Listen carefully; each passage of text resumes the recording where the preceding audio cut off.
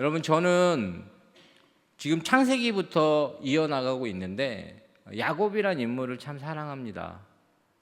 왜 그러냐 하면 우리의 모습과 너무 닮았고 제 모습과 닮았기 때문에 그렇습니다. 그래서 야곱은 몇 주 전에 제가 이 말씀을 가지고 동일하게 말씀을 나눴고 다시 한번 이 본문을 가지고 말씀을 나누려 할 만큼 이 본문은 야곱의 삶 가운데 굉장히 중요한 말씀입니다. 지난번 걸 못 들으셨다고요? 걱정하지 마십시오. 저희 유튜브 채널에 다 있습니다. 들어가셔서 너의 이름이 무엇이냐라는 제목의 말씀입니다. 오늘은 그 말씀 속에 어디에 속한 사람입니까? 라는 말씀으로 말씀을 나누는데, 여러분, 먼저 제가 여러분들에게 질문하고 싶은 게 있고 이야기를 시작하며 나누고 싶은 게 있는데, 여러분, 우리나라에 요즘은 그렇게 부르면 큰일 나지만 예전에는 호녀라라고 불렀던 그런 분들이 계십니다. 요즘은 어떻게 부를까요? 다문화 가정이라고 불려요. 그래서 이 다문화 가정들이 우리나라에 꽤 많습니다.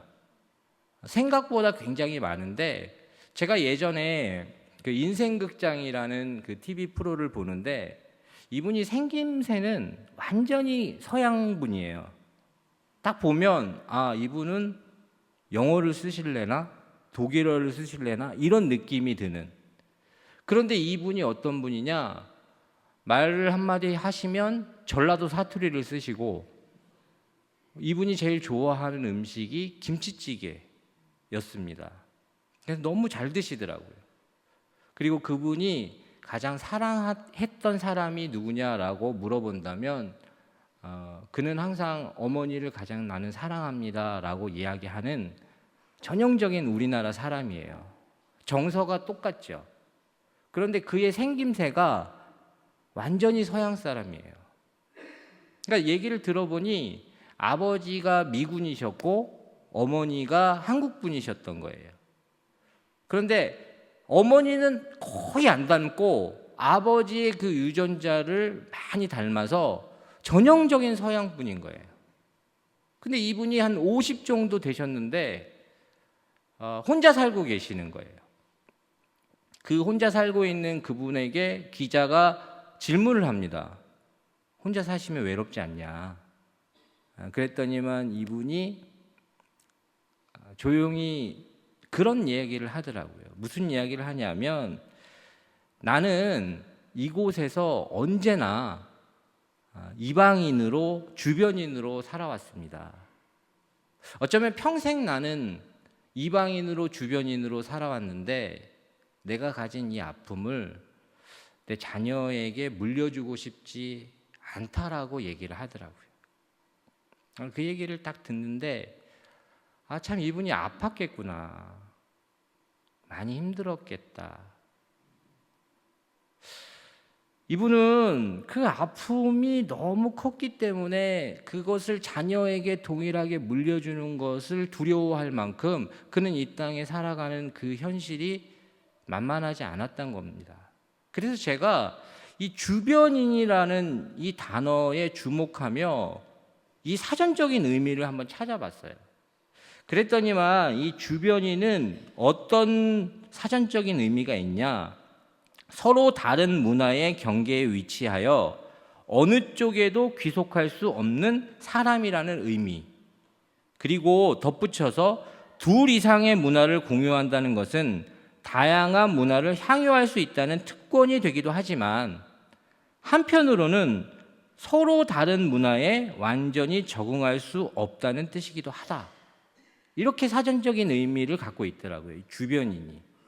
그런데 제가 왜 이 말씀을 시작하며 여러분들에게 이 주변인, 이 사전적인 의미, 그리고 그렇게 살아가는 사람들을 이야기하냐면, 오늘 본문에 나오는 이 야곱이라고 하는 사람이 살아온 방식이나 살아가는 방식을 보면 이 사람은 영적인 주변인의 모습을 벗어나기 어렵기 때문에 그렇습니다. 야곱은 외삼촌 라반의 집을 떠나서 가나안으로 하나님께서 허락하셔서 출발해요. 그런데 그때 무슨 소식을 듣게 되냐면 야곱은 형 에서가 400인을 거느리고 온다는 소식을 듣게 됩니다. 그때 야곱이 취한 행동, 그 본능적인 행동이 무엇이었냐면 기도였어요. 그는 그 절대절명의 위기 속에 진실하게 기도합니다. 그때 하나님께서 이 야곱의 이 배후에 마하나임이라는 그 군대가 있음을 보여주시고 야곱을 위로하시고 야곱에게 용기를 주십니다. 그런데 오늘 우리가 읽은 본문 전에는 이 야곱이 기도가 끝나자마자 어떻게 행하냐 하면 뇌물로 표현되는 가장 인간적이고 세속적인 방법을 통해서 형의 마음을 풀어보려고 시도한다는 거죠. 저는 이 야곱의 모습을 보면서 과연 야곱은 어디에 속한 사람인가? 라는 질문을 하게 된다는 사실이죠. 사실 야곱은 한 발은 하나님께, 한 발은 이 땅의 방법에 그렇게 걸치고 있는 이 주변인의 모습을 갖고 살아가고 있는 그 야곱의 모습이 제 마음에 많이 들어왔습니다. 야곱을 보면서 과연 야곱만 그렇게 살아가고 있는 것인가? 라는 질문 속에 제 마음이 자신 있게 이야기하기 어려울 만큼 저 또한 그리고 이 시대를 살아가고 있는 하나님의 자녀들이 어디에도 속하지 못하며 주변인으로 살아가고 있는 현실을 외면하지 못하겠다라는 사실이었습니다. 여러분, 우리는 오늘 이 시간 정말 하나님께 예배드리러 왔습니다.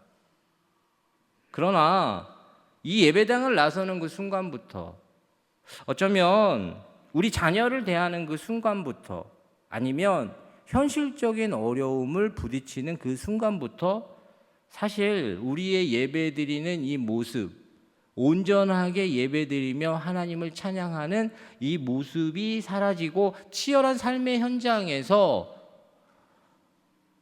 세상적인 방법과 인간적인 방법을 동원하는 이중적인 우리의 모습이 존재한다는 사실이죠. 저는 이 본문과 이 내용들을 보면서 성경에 나오는 이스라엘 민족이 생각이 났습니다. 여러분, 이스라엘 민족은 광야에서 하나님을 섬겼습니다. 왜냐하면 그 광야에서는 하나님 말고는 보이지 않는 거예요. 하나님을 섬길 수밖에 없는 그들의 상황과 환경이 주어져 있었기 때문에 그들은 온전히 하나님을 섬겼습니다. 그런데 그들에게 하나님께서는 가나안 땅이라는 약속의 땅을 허락하시고 그들에게 약속하신 것들을 허락하셨을 때 그들의 상황이 달라지기 시작합니다. 그들의 현실이 달라지기 시작해요. 그리고 그들이 무엇을 깨닫게 되냐면 이 가나안은 그들이 그동안 살아왔던 환경과는 다르다는 걸 깨닫게 돼요. 왜 그러냐? 여러분, 가나안은 어떤 지역이었냐? 그 당시에 농사를 짓는 농경 문화가 발달했던 지역이었어요. 그런데 여러분 생각해 보십시오.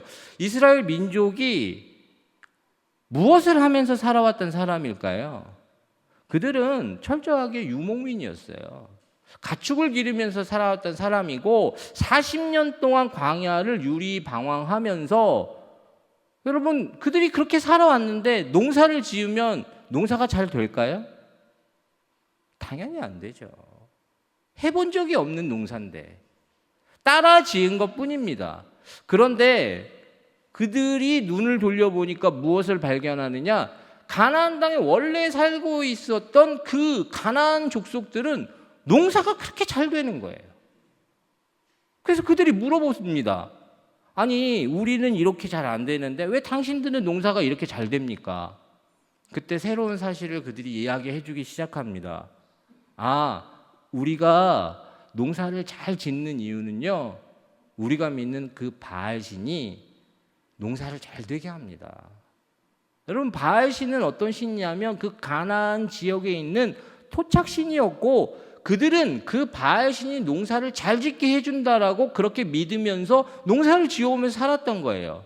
그때 이스라엘 민족이 깨닫게 됩니다. 아, 광야에서는 그렇게 지낼 수 있었지만 지금 상황과 환경이 바뀌었기 때문에 하나님 한 분만으로는 우리가 살아가기가 어려울 수 있다는 걸 깨닫게 되는 거죠.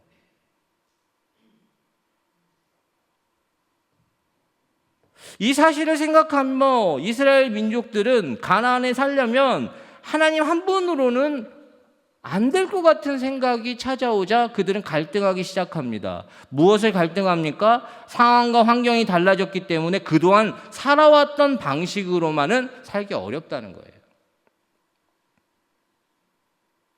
성경을 보면 이스라엘 민족이 한 번도 형식적으로 하나님을 떠난 적이 없습니다. 그러나 하나님은 끊임없이 이스라엘 민족에게 너희들이 나를 버렸다라고 이야기하며 다시 돌아오기를 촉구하고 계시죠. 여러분, 그들에게 그렇게 하는 이유는 무엇이냐면 그들이 그 마음 중심에 하나님도 필요하지만 하나님만 가지고 이 땅을 살아가기에는 역부족이다라고 그들이 생각하며 그 마음이 둘로 나눠졌기 때문에 그런 것입니다. 사실 그렇다면 우리에게는 어떨까요? 우리에게는 하나님도 필요하지만 이 땅을 살아갈 때 하나님 한 분만으로도 넉넉하고 풍족하며 만족하다라고 느끼십니까? 사실 어렵습니다. 사실 저도 교회를 처음 시작하려고 할 때 하나님께서 광야와 같은 길을 걷게 하실 때가 있었어요. 어떻게 할 수가 없더라고요. 그때 정말 하나님만 섬기며 하나님만 바라볼 수밖에 없더라고요. 그런데 하나님께서 이렇게 좋은 예배당과 아름다운 예배당을 주시니까 제 마음이 하나님께만 드렸던 시선을 생각과 환경과 어떤 계획과 방법으로 돌아서는 날을 이 말씀을 준비하면서 느끼게 되더라고요. 여러분, 오늘 우리의 삶은 어떻습니까? 우리의 삶도 하나님을 안 믿는 건 아닙니다. 그러나 이 땅을 살아갈 때 하나님만 바라보고 살아가기에는 이 땅이 너무 복잡하고 이 땅이 너무 어렵다라고 생각은 들지 않습니까? 그러나 여러분, 이렇게 마음을 나누기 시작을 하다 보면 무엇이 우리 가운데 고착화될 수 있느냐? 바로 이중적인 그런 신앙의 태도가 발견될 수 있다는 겁니다. 야곱을 보면 하나님도 필요하지만 하나님만 붙잡아서는 내 이 상황을 넘어설 수 없다라고 판단을 하는 거죠. 이스라엘 민족도 하나님도 섬기지만 하나님만 섬겨서는 지금 내가 이 상황과 환경의 변화에 적응할 수 없다라고 생각하는 거예요. 오늘날 교회에서도 하나님을 바라보지만 이 땅의 논리와 상황들이 교회 가운데 너무 많이 들어와 있는 우리 현실들을 보지 않습니까? 여러분, 그렇다면 어떻게 우리는 이런 이중적인 태도와 이중적인 마음으로 그렇게 살아갈 수밖에 없느냐라고 물어보신다면 여러분, 우리가 본질적으로 질문해야 되는 질문을 놓쳤기 때문에 그런 것입니다. 어떤 질문이냐? 여러분, 예수 그리스도가 우리 삶 가운데 미치는 진정한 의미가 무엇인지에 대한 진지한 고민이 사라졌기 때문에 그렇습니다. 여러분, 예수 그리스도는 어떤 분이십니까? 예수 그리스도는 그리스도가 되시는 분이에요. 여러분, 그분은 우리의 구원자이십니다. 그러니까 여러분 이곳에 나오셨죠. 그러나 우리가 놓치지 말아야 될 것이 무엇이냐면 그분은 우리의 주가 되시는 분이시며 우리의 삶의 주인이 되시는 분이라는 걸 우리가 망각할 때 우리는 자꾸 그것이 흐려지는 거예요. 누가복음 2장 11절에 예수님께서 나실 때 성경은 명확하게 기록하고 있습니다. 오늘 다윗의 동네에 너희를 위하여 구주가 나셨으니 곧 그리스도 주시라. 여기에 무엇을 이야기하고 있습니까? 예수님이 그리스도 되심과 예수님이 주 되심을 명확하게 이야기하고 있습니다. 그러나 우리 삶 속에 예수님이 그리스도 되심을 믿는 건 여기 오신 분이라면 저는 믿는다고 확신합니다. 그러니까 여기 오셨죠. 그러나 우리 삶 속에 그분이 정말로 내 삶 가운데 주인이 되시며 내 삶 가운데 주가 되시는 그 고백이 우리는 얼마나 진지하게 하고 있냐는 거죠. 여러분, 그렇지 않으면 이 신앙의 불균형이, 이 사실이 흘러감으로 그저 우리는 예수님이 그리스도 되시긴 하지만 여전히 내 인생의 키는 내가 잡고 내 인생의 주인이 내가 될 때 우리는 이 야곱과 같이 영적 주변인의 모습을 벗어나기 어렵다는 겁니다. 야곱은 하나님을 믿는 사람이에요. 네, 그는 위기의 순간에 본능적으로 기도하는 사람입니다.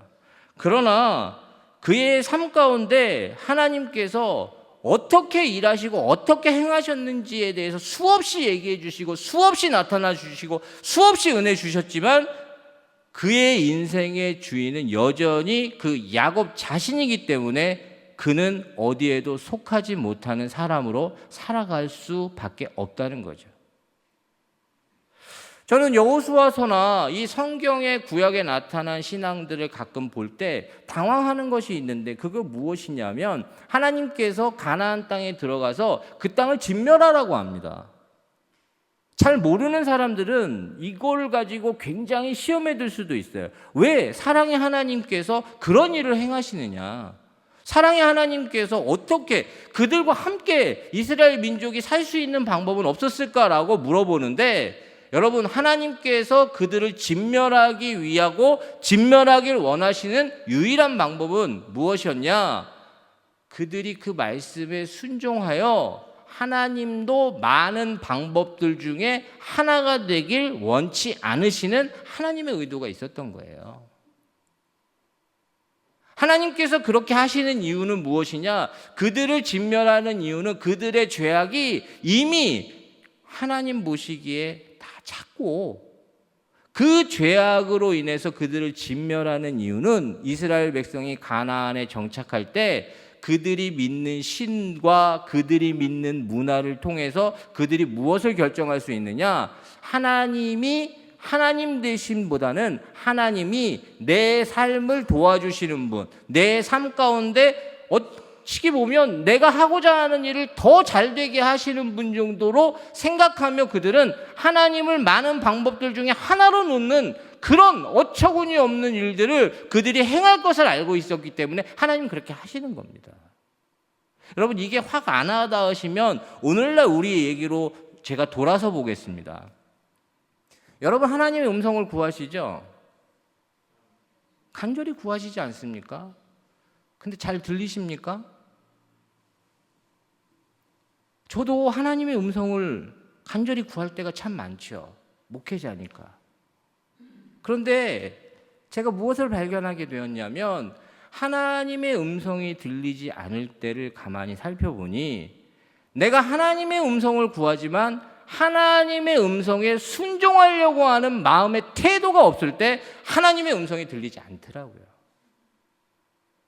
여러분, 하나님의 음성을 구할 때는 하나님의 음성에 순종하려고 하는 마음의 태도를 갖고 구해야 들리는 것이지 하나님의 음성을 내가 많은 방법들 중에 하나로 여기고 이렇게 하면 이렇게 하고 이렇게 하면 이렇게 하겠다라는 생각을 가지고 구하신다면 하나님의 음성이 들려도 순종할 수 없습니다.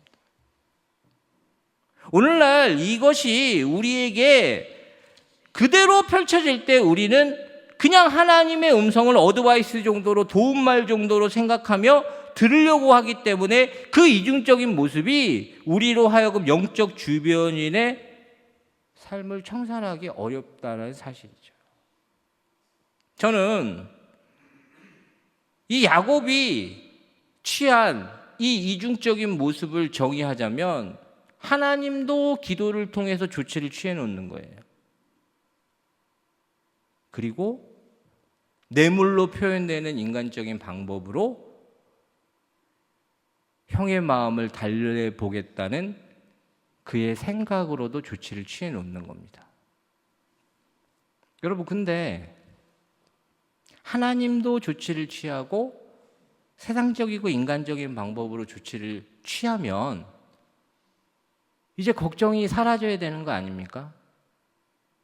그런데 이 이중적인 모습의 주변인으로 살아갈 때 나타나는 특징이 무엇이냐면 바로 불안이에요. 하나님도 조치를 취해놓고 세상적으로 인간적인 방법으로 다 해놨는데 야곱은 불안한 거예요. 그래서 어떤 조치까지 하죠? 가족들 먼저 떠나보내고, 가족들을 먼저 떠나보내는 이유는 무엇이냐면 형이 혹시나 그 가족들을 보면 감정적으로 내 조카들이구나, 그래도 내 피부치지 라고 생각하며 생각이 돌아설 것 같은 어떤 기대감이 있었던 거예요. 여러분, 근데 왜 그렇게 합니까? 하나님도 조치를 취해놓고 세상적으로 인간적으로 다 조치를 취해놨는데, 여러분, 그 어디에도 속하지 못한 사람은 이 불안에서 벗어날 수 없습니다. 그가 인간적으로 세상적으로 다 조치를 취해놨다고 해서 그는 그 마음의 평화를 얻기보다는 불안하고 초조하게 되고, 그 불안과 초조에 지쳐서 결국에는 무엇을 그 마음에 갖게 되느냐? 공허해지는 거예요. 내가 여기까지 이렇게 열심히 살아온 이유가 뭘까? 내가 지금까지 이렇게 견뎌오며 버텨온 이유가 뭘까? 여러분, 그게 무엇 때문에 그런지 아십니까? 여러분, 우리 인생은 하나님이 창조하신 존재이기 때문에 하나님으로 채워야 채울 수 있는 삶의 영역이 있어요. 그 채울 수 없는 그 삶의 영역을 하나님으로 채우려고 하기보다는 자꾸 하나님도 조치를 취해놓고 인간적으로 세상적으로도 조치를 취해놓는 우리의 상황이 하나님이 서실 자리가 사라지는 겁니다. 그러면 어떻게 되느냐? 그 불안에서 벗어나오기 어려운 것이고, 그 불안에서 벗어나지 어렵기 때문에 우리는 철저하게 방황할 수밖에 없는 것이고, 방황하다 보면 공허해지는 거예요. 혹시 다 있는데 내가 할 조치는 다 한 것 같은데 공허함을 느끼시는 분이 계시다면 저는 주의 이름으로 축원합니다. 그것은 하나님께 목마르다는 여러분들에게 주신 하나님의 메시지예요. 여러분, 그 메시지를 받고 하나님으로 채우려고 우리가 노력하고 애쓰고 엎드리지 않으면 우리는 절대로 이 불안과 이 초조함에서 벗어날 수 없습니다. 야곱은 그렇게 한 거예요. 근데 야곱은 불안한 거죠. 야곱은 초조해진 겁니다. 그리고 야곱은 결국에는 허탈해지는 그 상황을 맞이한 곳이 어디냐? 바로 야복강가예요. 그런데 저는 야곱을 홀로 그렇게 세우시는 분이 누구실까? 야곱을 야복강가로 인도하시는 분이 누구실까? 저는 그것이 하나님이라고 확신합니다. 여러분, 우리 삶 속에도 이 영적인 주변인의 모습으로 살아가는 우리에게 하나님은 오늘 야곱에게 행하셨던 것처럼 야복강가에 홀로 세우시는 그 순간이 있을 수 있습니다. 다 있는 것 같은데 다 떠나보내고 결국엔 홀로 서 있는 그 인간의 실존의 모습이요. 여러분, 그런데 하나님께서 그곳으로 인도하시는 이유가 무엇이라고 생각하십니까? 그건 하나님이 그곳에 찾아오시고자 하시는 결정을 하셨기 때문에 인도하시는 거예요. 여러분, 오늘 본문을 보면 그 약복강가에 홀로 서 있는 야곱에게 하나님이 찾아가시는 거예요. 하나님이 찾아가셔서 하나님이 무엇을 하느냐? 야곱과 밤이 맞도록 씨름하는 거죠. 여러분, 그때 야곱은 본능적으로 여기서 밀리면 끝이라는 생각을 했을 겁니다. 그래서 어떻게 했느냐? 그가 그동안 살아왔던 방식대로 절대로 내가 놓지 않겠다라고 그를 붙잡고 늘어지는 거예요. 그런데 여러분 주의해야 될 게 있습니다. 이 본문을 보면서 그 찾아오시는 하나님을 붙잡고 늘어지는 야곱을 보면서 그래, 나도 하나님을 붙잡고 늘어져야지. 이렇게 이 본문을 바라보고 이 본문을 그렇게만 우리가 해석한다면 하나님의 의도를 놓치는 거예요. 많은 분들이 이 본문을 어떻게 말씀을 들었냐면 이거 보십시오. 야곱처럼 하나님을 붙잡으십시오. 하나님께 씨름을 거시고 끝까지 붙잡으라고 그렇게 이야기하는 그 본문의 설교 내용이 제가 찾아보니까 참 많더라고요. 여러분, 그러나 이 본문의 의도는 단순히 그게 아닙니다. 하나님께서 찾아오셔서 야곱이 붙잡을 때 하나님께서 취하신 조치에 주목해야 돼요. 어떤 조치일까요? 야곱의 허벅지 관절을 칩니다. 그런데 저는 이 허벅지 관절이란 단어가 안 다가와요. 왜냐? 이 번역이 새로 번역된 건데 예전에 여러분 환도뼈라고 얘기 들으셨죠? 이게 환도뼈예요. 그러니까 확 다가오더라고요. 하나님께서 하신 조치는 무엇이냐면 야곱의 환도뼈를 치시고 야곱으로 하여금 그 자리에서 주저앉히시는 거예요. 여러분 왜 그렇게 하시는지 아십니까? 이 환도뼈라고 하는 이 허벅지 관절은요, 이 관절을 그 골반과 다리를 연결하는 좌우 환상의 뼈예요. 그러니까 여러분 이 씨름을 야곱이 지탱할 때 과연 무엇이 이 씨름을 지탱하는 힘이 되겠습니까? 여러분 그게 환도뼈입니다. 하나님께서 야곱을 만나 주셔서 야곱을 찾아오셔서 환도뼈를 치시는 이유가 무엇이냐면 이 씨름과 너의 삶 속에 네가 버텨오며 네가 그렇게 지키고자 했던 그 삶의 자세, 그것을 치시면서 얘기하시는 건 분명한 거예요. 네가 진짜 의지해야 되는 것은 그 환도뼈가 아니라 나 야훼 하나님이다라는 겁니다. 여러분 오늘 우리가 신앙생활하면서 하나님께서 약복강가로 우리를 인도하시려고 하시는 목적을 여러분 발견하신다면 여러분 그곳엔 반드시 하나님이 찾아오실 겁니다. 여러분 그때 하나님께서 여러분이 그동안 여러분이 붙잡고 있었던 걸 넘어뜨릴 수도 있고 쓰러뜨릴 수도 있고 치실 수도 있어요. 여러분 그러나 그 속에서 여러분이 무엇을 발견하길 원하시느냐? 네가 진짜 너의 삶 가운데 의지해야 되는 것이 바로 하나님임을 하나님은 알기를 원하시는 거죠. 하나님은 그런 야곱에게 그 환도뼈를 치시고 넘어진 야곱에게 다시 한번 질문합니다. 내 이름이 무엇이냐? 우리는 이 이름이 무엇이냐라는 질문을 무엇인지라고 우리는 말씀을 들었습니다. 이건 그냥 이름을 물어보는 게 아닙니다. 그냥 단순히 너 누구니? 라고 물어보는 게 아니라 너 그동안 어떻게 살았니? 너 어떤 존재이니? 넌 그동안 무엇을 중요하게 생각하며 살았니? 라고 물어보는 존재에 대한 질문이에요. 그 환도뼈를 치신 하나님이 야곱에게 물어보십니다. 너 그동안 어떻게 살았냐? 너 그동안 어떤 식으로 살았냐라고 물어볼 때 야곱이 얘기하는 것은 훔치는 자로 살았고 움켜쥐는 자로 살았고 차지하는 자로 살았다라고 그렇게 얘기합니다. 예, 세상적으로 흠잡을 데 없이 살아온 사람이에요. 그럼요, 차지하면서 살아야죠. 그럼요, 움켜쥐면서 살아야죠. 성공해야 되죠. 열심히 살아야 되고 최선을 다해야 됩니다. 그러나 하나님께서 야곱에게 그 이름이 무엇이냐라고 얘기하며 이스라엘이라는 이름을 주시는 이유가 바로 하나님이 너의 삶의 진정한 주인 되길 원하신다는 그 메시지를 주시는 거예요. 여러분 이스라엘이라는 이야기는 하나님이 다스리신다, 하나님이 통치하신다라는 개념입니다.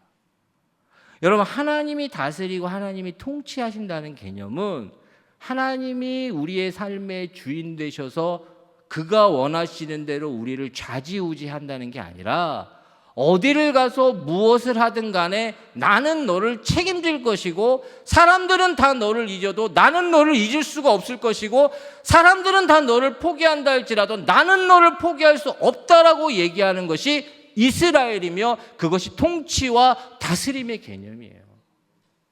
여러분, 오늘 저는 하나님의 말씀을 들고 이 자리에 서셨습니다. 여러분, 그동안 어떻게 살아오셨습니까? 하나님을 안 믿는 건 아닙니다.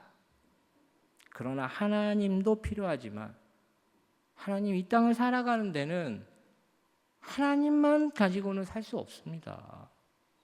하나님이 이 땅의 삶이 너무 치열하고 이 땅에 그 누구도 나를 돌아보지 않고 내가 이 상황에서 이 현실에서 내가 그 무엇인가를 가지고 있지 않으면 저는 살아갈 수 없습니다라고 그렇게 고백하는 것은 영적 주변인의 모습입니다. 오늘 하나님께서 이 말씀을 통해 여러분들에게 도전하는 것은 무엇이냐? 내가 너를 다스리길 원한다. 내가 너를 통치하길 원하며 내가 너를 기억하길 원한다라고 말씀해 주시는 거예요. 오늘 야곱은 그가 그동안 그렇게 붙잡고 있던 거 하나님과 씨름하며 그 씨름의 그 버팀목이었던 환도뼈를 치시는 하나님을 경험하자 그는 더 이상 그 씨름을 버틸 수 없고 하나님이 주시는 이스라엘이라는 이름을 받고 그의 삶 가운데 다시 시작할 수 있는 어떤 힘을 얻게 되는 겁니다.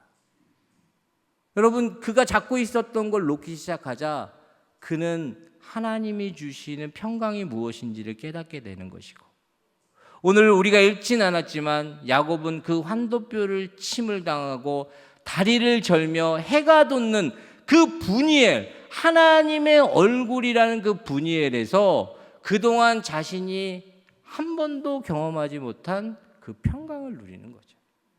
오늘 우리의 삶 속에 왜 우리가 이렇게 불안할까요? 예수님을 믿고 하나님 안에 있는데도 우리는 여전히 불안하고 여전히 초조합니다. 여러분, 그게 잘못된 것이 아니라 하나님으로 채워야 하는 영역이 채워지지 않기 때문에 우리는 불안한 거예요. 우리는 초조해지는 겁니다. 여러분, 그러나 이 초청의 음성을 들으십시오. 하나님이 우리 삶 가운데 주인 되어 주시길 원하시고 예수 그리스도께서 우리 삶 가운데 주가 되시길 원하시며 성령 하나님께서 우리와 동행하길 원하십니다. 여러분, 그렇다면 움켜졌던 걸 놓으십시오. 그리고 하나님을 만나십시오. 저는 계양주한교회가 진정으로 예수 그리스도께서 주인 되시는 교회가 될 수 있다면 저는 걱정할 게 없다고 생각합니다. 예수 그리스도께서 우리를 이끄실 수만 있다면 여러분, 교회는 교회될 것이고 이 예배는 능력으로 나타날 것이고 여러분의 삶 속에서 그 예배가 하나님을 만나는 축복의 통로가 될 걸 제 마음에 확신이 들더라고요. 여러분, 오늘 여기까지 오시는 동안 하나님이 도우셨다라고 고백하시잖아요. 그런데 지금 이 땅에 살아가면서 이 예배당을 나서는 그 순간부터 하나님 한 분으로만은 안 되겠다라는 그런 생각을 가지고 살아간다면 우리는 하나님이 우리를 위하여 이 땅에 오신 예수 그리스도와 성령 하나님의 의미를 아무것도 모르는 겁니다. 걱정하지 마십시오. 여러분이 가는 곳에 하나님이 함께 하십니다. 걱정하지 마십시오. 여러분이 가는 곳에 하나님이 이미 다 준비하고 계십니다. 오늘 마음에 하나님이 주시는 평화와 평강이 임할 수 있는 저와 여러분 되셨으면 좋겠습니다.